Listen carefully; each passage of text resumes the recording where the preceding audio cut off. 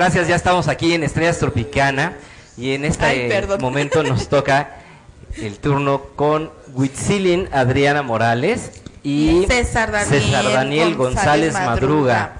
¿Cómo están? Ellos escribieron un libro llamado Renacimiento Mexicano. ¿Cómo están, Huitzilin? Buenas tardes. ¿Qué tal? Buenas tardes. Pues muy contenta de estar aquí compartiendo el mensaje del Renacimiento Mexicano. Gracias por abrirnos este espacio y con el gusto de poder transmitir un poco más de lo que significa este renacer de México. Que usted platíquenos un poquito. Bueno, pues reiterando el agradecimiento por abrirnos el espacio y bueno, hemos estado recorriendo todo el país presentando el libro y lo que hemos podido constatar es que México definitivamente está en guerra, una guerra en la que le llamo el estado de indefensión. A las mujeres en Ciudad Juárez las están matando por el hecho de levantar su causa, a los indígenas que defienden un río los están asesinando, a los reporteros que sacan a la luz la verdad están siendo masacrados en Culiacán. Cualquier policía te puede sembrar droga en tu automóvil y sacarte de cualquier causa que estés enarbolando.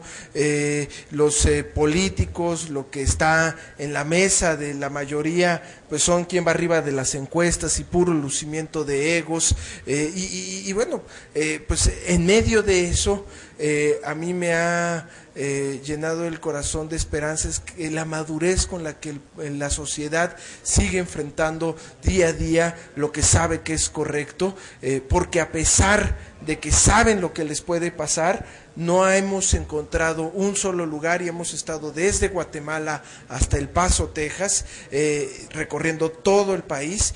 No hemos dejado de encontrar personas que lo siguen haciendo, que siguen luchando, que siguen haciendo las cosas porque el verdadero espíritu, la esencia de México prevalezca y con ello mismo pueda renacer. Y este libro pues es una pequeña muestra, un pequeño ejercicio de poder decir cómo es que está renaciendo México, lo que verdaderamente somos y no la circunstancia en la que estamos.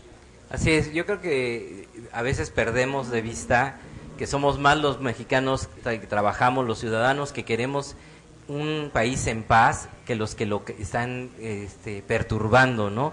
Y obviamente esos pocos sí se dan a notar porque sus acciones repercuten sobre toda la sociedad, pero yo creo que es momento, como dices, de continuar, de dar ejemplos, de dar valores, cosas que se dan desde la casa, ¿no? La educación de los niños no es lo que le enseñan en la escuela, sino los valores que aprenden en tu casa, ¿no? Oye, y a ver, Huitzilin, haznos un resumen así rápido de este libro que es como de 200 y tantas páginas, 290 páginas, ¿cuál es el enfoque desde tu punto de vista? Bien, el libro tiene una parte de antecedentes, de cómo se fueron gestando las ideas primigenias, los encuentros con distintas culturas, multidisciplinarios, desde científicos, artistas, médicos, abuelos de tradición. Posteriormente también hacemos el planteamiento de que han existido 4 generaciones de mexicanos. La primera generación es el esplendor ancestral, en donde los ancestros vivían de acuerdo a un orden cósmico, alineados a un orden cósmico. La segunda generación, el México colonial, en donde nosotros expresamos que hubo una simbiosis, en donde una cultura se logró entreverar en la otra, a tal grado que hoy existen más de 62 culturas indígenas que preservan sus tradiciones, sus lenguas, sus vestimentas, sus cosmovisiones. La tercera generación de mexicanos es el México independiente, en donde pues se buscaron alcanzar estadios elevados, ¿no? de libertad. Y la cuarta generación, México revolucionario, en donde no importaba dar la vida con tal de legar a futuras generaciones tierra y libertad. Y posteriormente... ¿Actualmente? actualmente se está gestando esta quinta generación de mexicanos, que tiene el propósito... Que es la generación del renacimiento mexicano, en la que pues propósito es un amplio movimiento de pensamiento para turbar la degradación y dignificar al espíritu. Que podamos como sociedad vernos pues más allá de nuestras limitantes y encontrar en nuestra pluralidad pues cuáles son los aspectos que nos permiten renacer como sociedad. ¿Y qué renace? Por los valores universales, no como simples escrúpulos morales, sino como formas de vida. Decía el filósofo alemán Heidegger, Austand in das Sein. Para Heidegger, que su traducción exacta vendría a ser en el mundo. Para Heidegger tendría la misma validez endolingüística decir yo soy en Berlín a decir yo estoy en Berlín. Afortunadamente el español sí nos permite diferenciar el ser del estar, y la circunstancia en la que México está no es quien es. Quien es solidaridad, es verdad, es fraternidad, es el águila devorando a la serpiente, el águila que representa al espíritu y la serpiente que representa la materia. Si tú le preguntas hoy en día todavía a nuestras comunidades originarias, a nuestras comunidades indígenas, oye, pues ¿qué es ser un auténtico mexicano? Pues nacer en México no te hace ya un auténtico mexicano. Un auténtico mexicano es aquel que encarna el símbolo del espíritu que doma la materia, el águila que devora a la serpiente. De ahí que podemos entender cuando a Chabela Vargas le preguntan, oye, ¿tú por qué dices que eres mexicana si naciste en Costa Rica? A lo que ella magistralmente respondió, los mexicanos nacemos donde se nos da la chingada gana. Y es que aquel que logra encarnar ese símbolo es mucho más mexicano que aquel que inclusive nació acá y que jamás se atrevió a emprender el vuelo y encarnar el símbolo del auténtico mexicano. Y también el libro está conformado por 13 diferentes matrices, desde educación, cultura, arte, salud, comunicación, responsabilidad social, el camino de la paz, del mundo para México, de México para el mundo, ciencia, tecnología, y bueno, todas estas matrices, los llamamos matrices por lo que significa la palabra, en donde se gesta y se crea la vida, pues tienen propuestas muy concretas en cada una de estas ramas de seres renacentistas que están cristalizando esta nueva forma de ver al mundo desde los valores universales. Wow, nada más de la explicación que nos acaban de dar, digo, ya me quiero sentar a leerlos. Si hace tiempo en una noche leí uno que me regaló Raciel, imagínense Ahorita estaba viendo que hay comentarios de varias personas, por ejemplo, Juan Ramón de la Fuente, Luis Eduardo Aute, Luis Raúl González, Carlos Santana, Esther del Río Serrano, Santiago Pando, Paulina Sodi y Alberto Ruiz Buenfil, dando las recomendaciones para leer este libro, para adentrarse en la lectura. ¿Quién hizo el prólogo? El prólogo es de Alejandro Solalinde. Antonio Velasco Piña. Antonio Velasco Piña, no, que sí, esa es la introducción. Es la introducción. Y el prólogo es de Alejandro Solalinde. Y del padre Solalinde, o sea, personalidades de las letras en México, de sociales, ¿no? Representantes sociales. El padre Solalinde ha hecho un trabajo increíble, él solo contra el mundo, la verdad, muchas veces. Entonces, sí es muy interesante, qué padre enfoque, los felicito a los dos, muchísimas gracias por esto. ¿Dónde puede la gente conseguir este libro? Bueno, pues está en Sanborns, en la librería Sanborns, lo encuentran en el sótano, y también pueden entrar a nuestra página de internet en renacimientomexicano.org, y allí, si ya lo quieren de forma electrónica, pues nada más seguir los pasos que dicen en la página y pueden descargar la versión en PDF. La versión en PDF. Y bueno, mira, ahorita que yo les decía que hemos vislumbrado esta guerra que hay en México, en esta ocasión pues si asumimos que estamos en una guerra, bueno, aquí digamos, quién es el enemigo? El narco, el gobierno, los políticos, los partidos, la señora que se cuelga de la luz, el señor que ya le vio la cara al vecino. Es decir, esto va mucho más arraigado y más profundo en un ejercicio de voltearnos a ver, y a partir de ello hace mucha resonancia. A mí me gusta llamar como enemigo la negatividad, ¿no? Claro. Y esta negatividad, si partimos de lo que decía Albert Einstein, que la oscuridad no existe, sino que lo que existe es la falta de presencia de luz, exacto, pues entonces hagamos presencia, y hagamos presencia con la honestidad, hagamos presencia con la solidaridad, la compasión, y más allá, insisto, de cualquier dogma moral, y que creo que requerimos también de un llamado muy importante.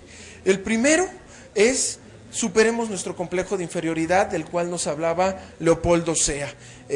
Asumámonos como un país grande, esplendoroso, y planteémonos como proyecto, más allá de las elecciones y de los ciclos erráticos de la política cada 6 años. Cuando le preguntaron a Dalí, oye, ¿y a ti te gustó regresar a México? Él dijo, no, son más surrealistas que mis cuadros, tienen la facilidad de destruirse por completo y recomponerse cada 6 años.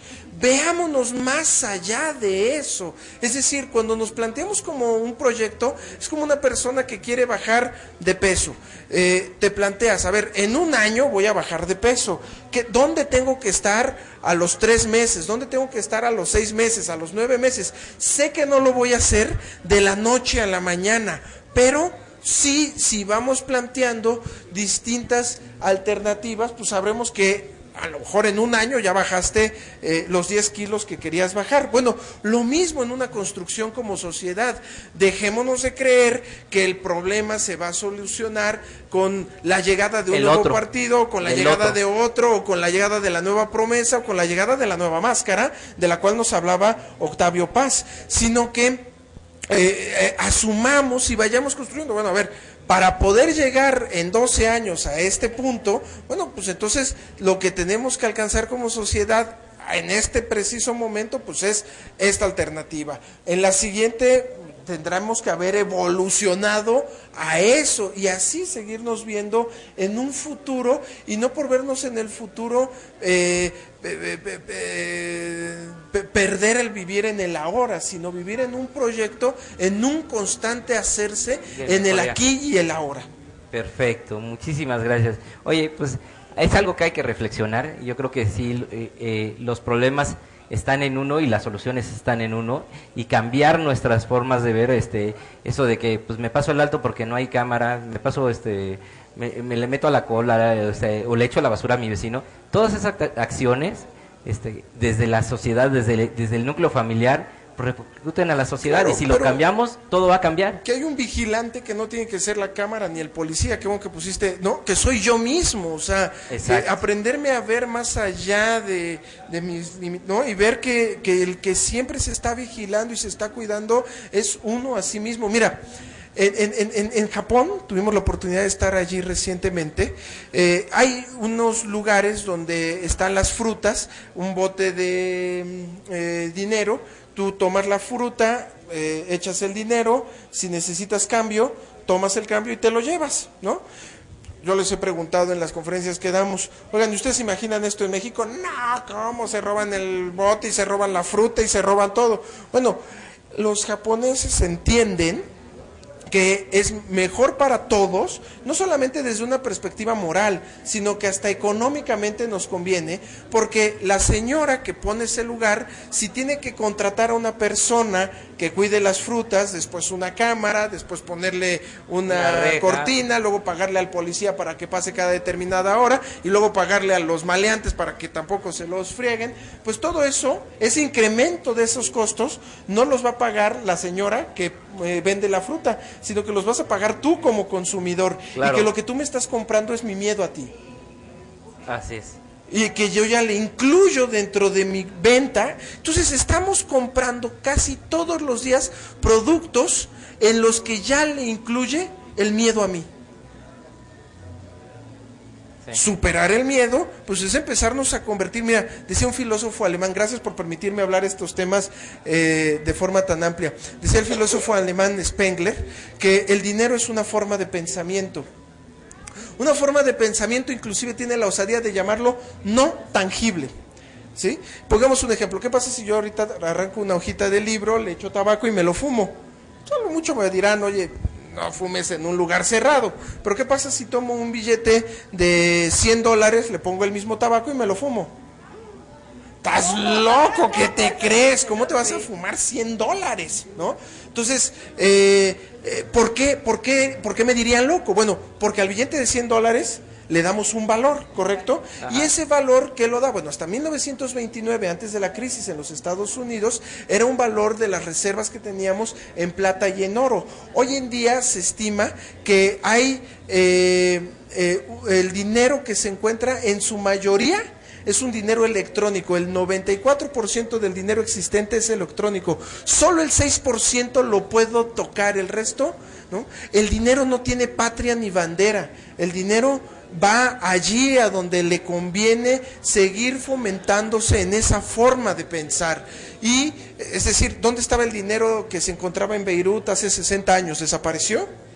No, simplemente emigró. ¿Y a dónde emigra? Emigra a los lugares donde existe la confianza en la que esa forma de pensamiento se sigue expandiendo, ¿no? Si alguien tiene un negocio, ¿no? Quienes nos estén viendo y tengan un negocio, no me dejarán mentir que lo que uno busca primero es que el cliente se vaya contento. ¿Para qué? Para que regrese. Y una vez que me gané su confianza, pues regresará con los 3, con los 5, con los 10 amigos, ¿no? Me gusta mucho una frase de la científica Esther del Río cuando dice que si uno persigue el dinero nunca lo va a alcanzar, pero si uno persigue la luz, el dinero lo sigue.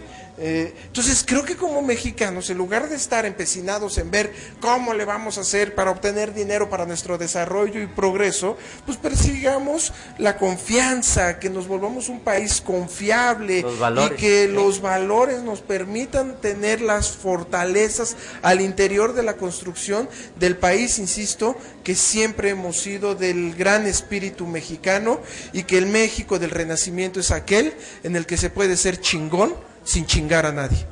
Bueno, muchísimas gracias, César Huitzilin, muy interesante. Amigos, les recomendamos mucho, busquen el Renacimiento Mexicano en las librerías, está en el sótano, está en Sanborns. Digo, Sanborns es la red más grande de librerías en México, entonces yo creo que cualquiera tiene un Sanborns cerca.